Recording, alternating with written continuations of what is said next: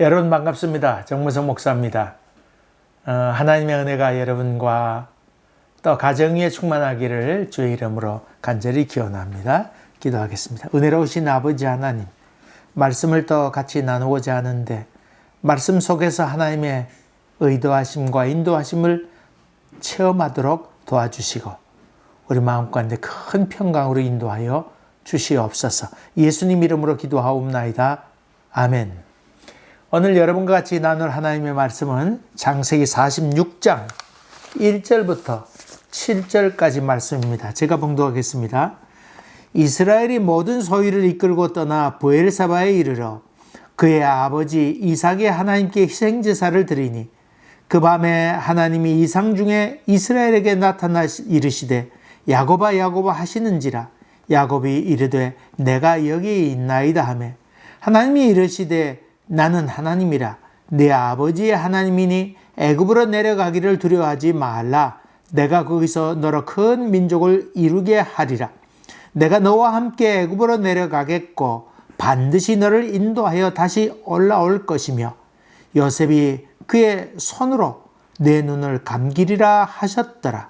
야곱이 브엘세바에서 떠날새 이스라엘의 아들들이 바로가 그를 태우려고 보낸 수레에 자기들의 아버지 야곱과 자기들의 처자들을 태우고 그들의 가축과 가나안 땅에서 얻은 재물을 이끌었으며 야곱과 그의 자손들이 다 함께 애굽으로 갔더라. 이와 같이 야곱이 그 아들들과 손자들과 딸들과 손녀들 곧 그의 모든 자손을 데리고 애굽으로 갔더라. 아멘. 45장 마지막 부분에는 그 야곱의 이야기가 나오죠. 그동안 아들의 죽음을 생각하면서 그의 영혼이 죽었는데 요셉이 보낸 그 수레를 보고는 그의 마음, 그의 영혼이 소생하였다. 그동안 죽어 지냈는데 살아도 산 것이 아니었는데 이제 그 아들 살았다고 하는 소식을 듣게 되어서 이제 살았구나. 이제 빨리 애굽으로 내려가야지, 아들을 보러 가야지 하는 기쁨에 충만했다고 하는 말씀이지요. 이제 이스라엘이 모든 소유를 다 이끌고는 그리고는 브엘세바에 도착하게 됩니다. 브엘세바는 이제 남쪽으로 가나안 땅에 살다가 남쪽으로 이집트로 가는 길목에 있는 길 중에 있는 도성이지요. 그러니까 그 가는 도중에 남쪽으로 내려서 이집트로 가는 도중에 브엘세바라고 하는 곳에 도착해서 거기서 희생 제사를 드렸더라. 그 아버지 이삭이 하나님께. 그 앞에 아브라함도 거기서 희생 제사를 드렸고 그 아버지였던 이삭도 거기서 희생 제사를 드렸지요. 그러니까 이 브엘세바라고 하는 땅은 다한에서 브엘세바까지 꼭대기는 다한이고 남쪽으로는 브엘세까지 그것을 그 이스라엘 땅에 유대 땅의 경계로 보고 있지요. 최남단에 속하는 것입니다. 그래서 이제 여기서 떠나게 되면 이제 우리가 사는 가나안 땅, 약속의 땅에서 이제 벗어난다 이런 생각을 하게 된 것이지요. 하나님께서 약속한 땅 그 경계를 떠나면서 이제 돌아오기를 희망하는 것이죠. 하나님께서 약속한 땅인데 하나님 내가 날 순적히 돌아오게 하옵소서. 또 이 야곱이 그 아들 보낸 그 수레를 타고 요셉이 보낸 수레를 타고 그 애굽으로 가면서 설레는 마음도 있었지만은 그 마음 가운데 두려움도 있지 않았을까요? 이 애굽이 얼마나 강대한 나라입니까? 그 강대한 나라, 자기들은 조그만 부족인데 이제 그들을 이끌고 거기서 산다고 하는 것이 얼마나 강대한 나라의 미약한 존재인가 하는 생각을 갖게 되니까 그 마음 가운데도 아마 두려움도 많이 있었으리라 생각합니다. 그 당시에 여러분 지난번에 말씀드린 것처럼 이미 피라밋이 있었습니다. 그러니까 그 문화가 얼마나 강대했는데 그 자기 아들이 총리가 돼가지고 자기를 부른다고 하는 그 자체도 사실 어떤 의미에서 부담이 아니었을까요? 또 문화적으로 많이 앞서 있고, 저 애굽 사람들은 콧대가 높고 아주 강대한 나라에 속하는데 거기서 산다고 하는 게 이게 마음부터가 벌써 오그라들 정도의 그런 상태였으니까 이거 참 야곱의 마음도 참 어려웠으리라. 여러분, 그 미국이 강대한 나라 아닙니까? 그 미국에 이민 가려고 할 때 환상의 마음도 있지만은 과연 거기서 살까? 인종차별도 많은 곳에 우리가 거기서 살아갈까? 그런 생각하듯이 지금 그래도 민주화된 나라라고 하지만은 그 당시에 어디 그랬습니까? 그리고 사람은 새로운 세계에 대한 두려움이 있잖아요. 참 걱정이 그 마음 가운데 가득했을 것 같습니다. 하여간 그 장소가 자기 아버지로부터 들었던 그 할아버지도 거기서 희생제사를 드렸고 자기 아버지도 희생제사를 드렸다고 하는 것도 이미 알고 있던 터였는데 이제 야곱은 거기서 브엘세바에서 희생제물을 드리고 하나님의 은총을 간절히 간구하게 됩니다. 근데 이때 참 하나님께서 나타나게 되지요.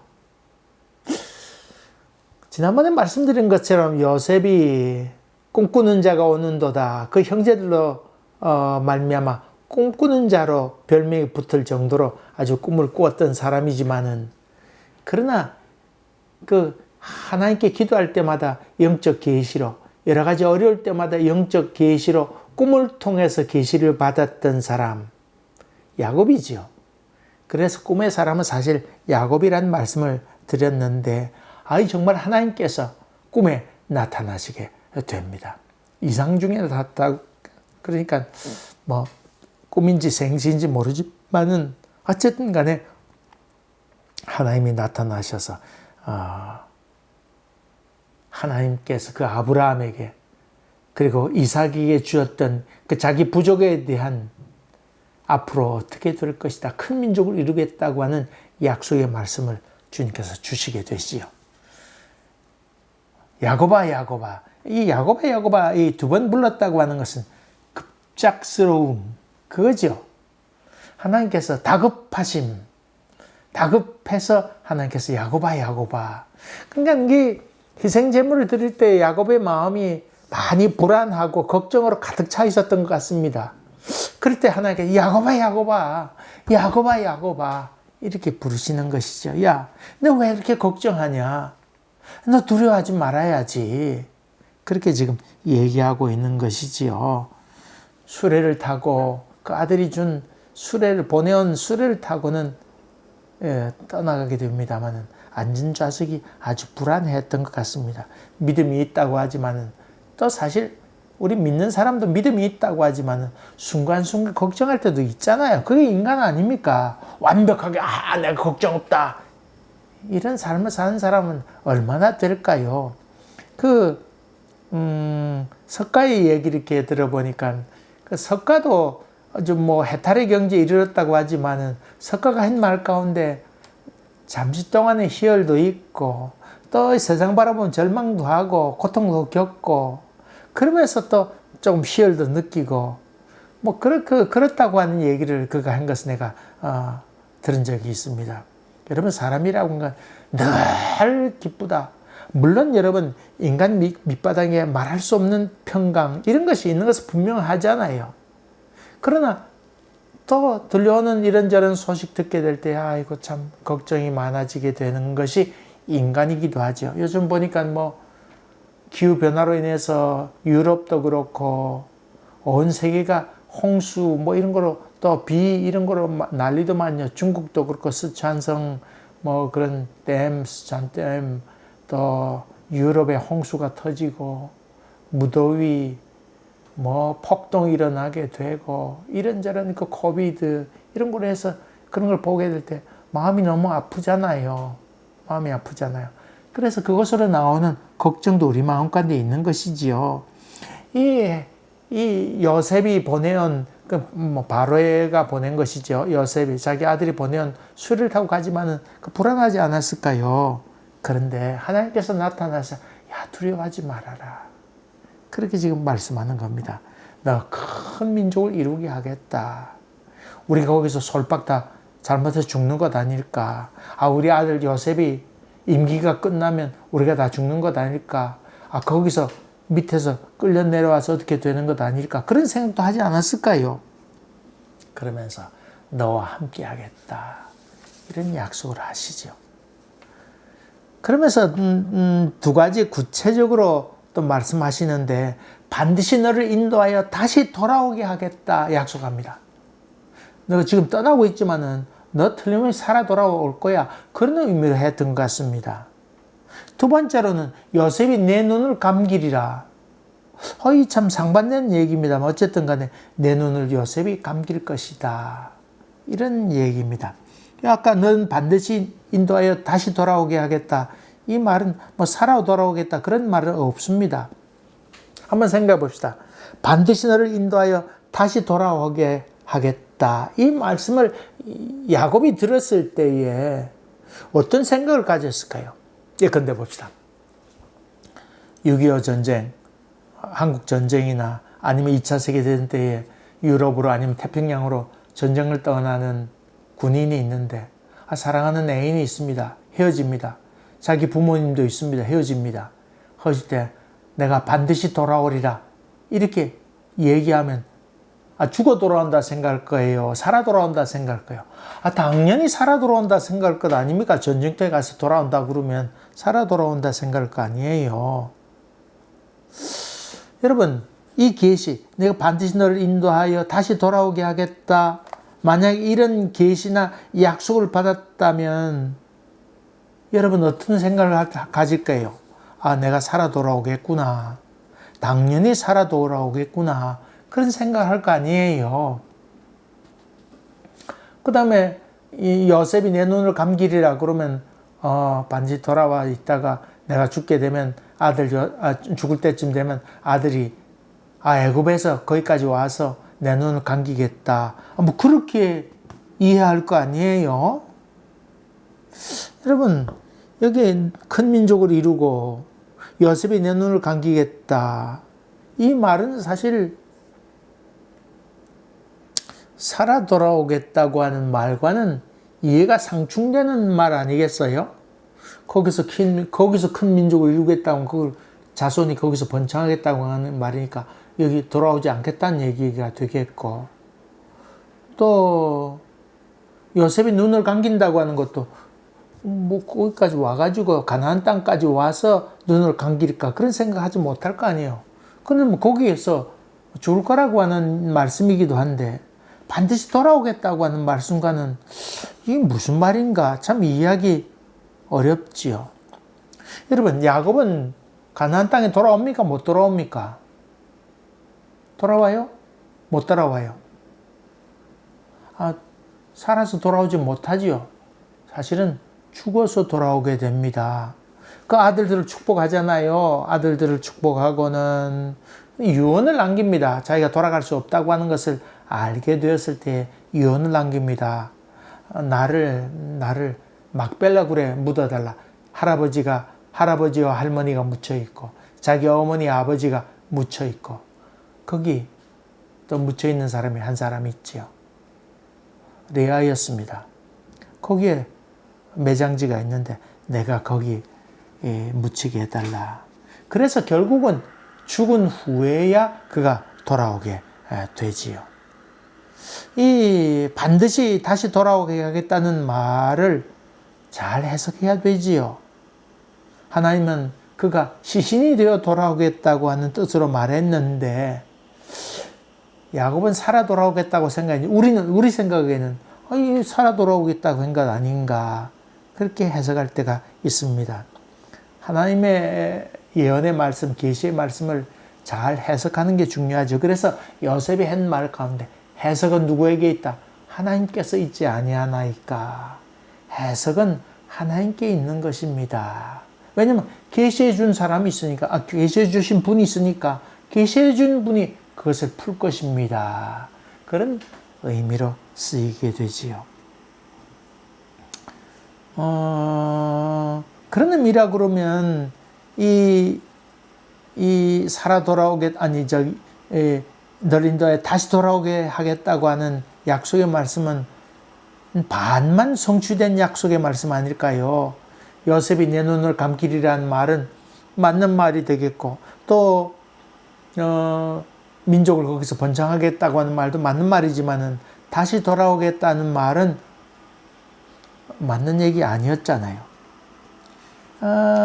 그러면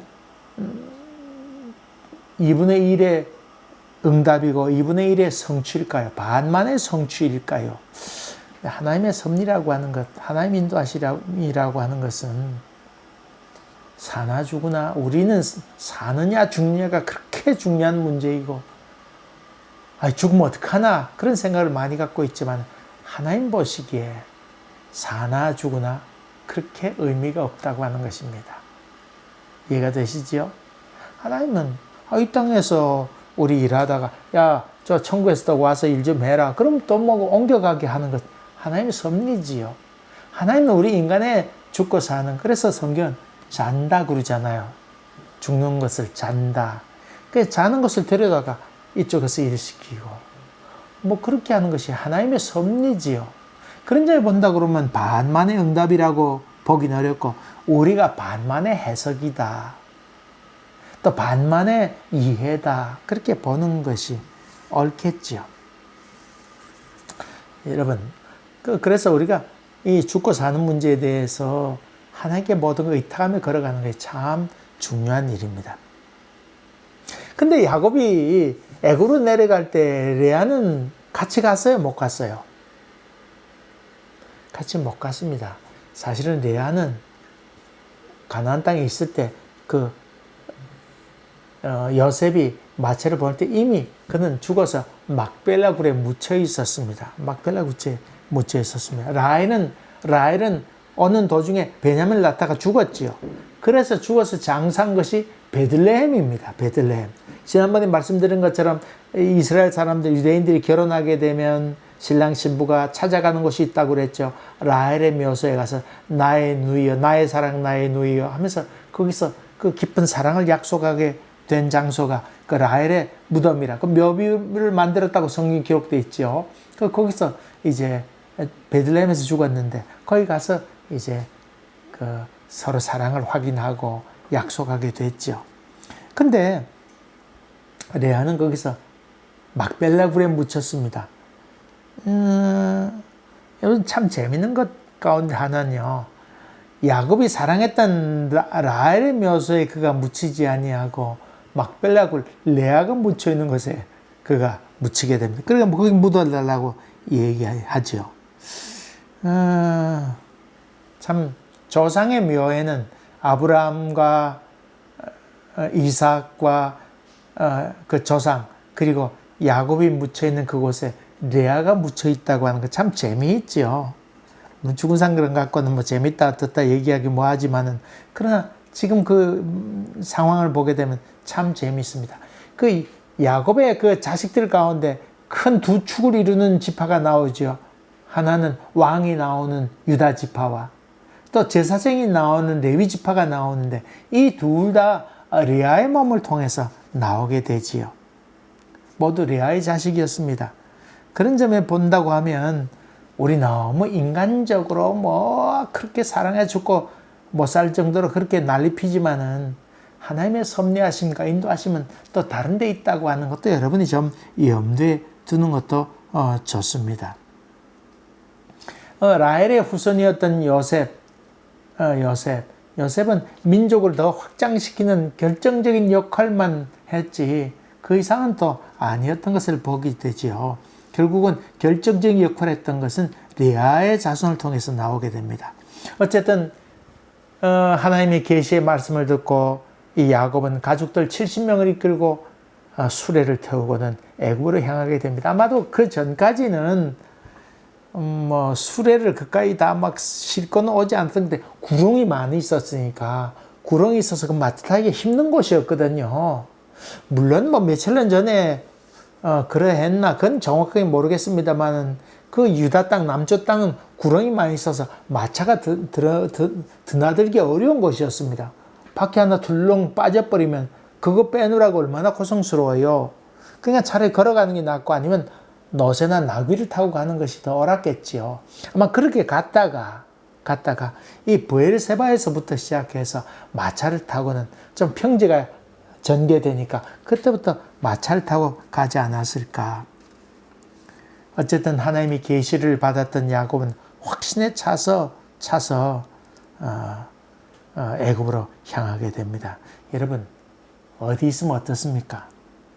또 어떤 곳이면 또 어떤 때면 어떻습니까? 하나님께서 함께 하심. 그곳이면 넉넉한 곳 아닐까요? 아닐까요?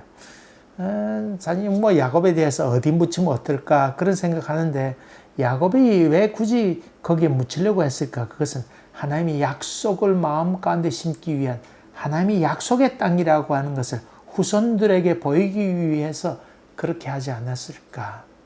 그리고 분명히 이 땅이 하나님의 땅이라고 하는 것을 밝히기 위해서 그가 그렇게 유언어까지 남기면서 막벨라 굴에 묻히려고 했던 것 같습니다. 여러분, 우리 이민의 삶을 살지만은 어디면 어떻습니까? 주님께서 함께 하심을 믿고 있는 곳에서 꽃 피우고 있는 곳에서 향기를 바라고 있는 곳에서 좋은 편지로 살아가시는 여러분 되시기를 주의 이름으로 간절히 기원합니다. 기도하겠습니다. 은혜로우신 아버지 하나님, 우리의 영적 은혜를 더하여 주셔서 하나님께서 계시해 주심에 대한 좋은 바른 해석이 있도록 도와주시되 어디에 있든지 간에 주님과 함께 걷는 넉넉함이 있도록 도와주시옵소서. 예수님 이름으로 기도하옵나이다. 아멘. 감사합니다. 또 뵙겠습니다.